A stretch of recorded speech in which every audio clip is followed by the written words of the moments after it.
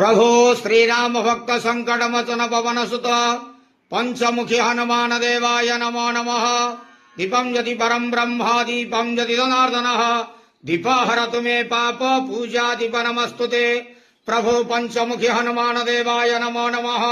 संसार सुखी रखंतु। आज भाद्रव मास शुक्ल पक्ष शुभ शनिवार रे समस्त श्रद्धालु भक्त मानकर मंगल करंतु। समस्त श्रद्धालु भक्त मानक आशीर्वाद करंतु। कर्म क्षेत्र उन्नति करंतु।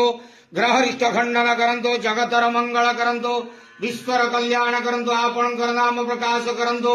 सेवकर डाक श्रवण करंतु। प्रभु पंचमुखी हनुमान देवाय नमः। मनोजवारुत तुल्य वेगम जितेन्द्रियं बुद्धिमता वरिष्ठम भातत्मजं वानरतमख्यम श्रीरामदूतं शरणं प्रपद्ये। संसार सुखी रखंत आनंद गेवार। हरि बोलो। आज शुभ शनिवार रे समस्त श्रद्धालु भक्त मानक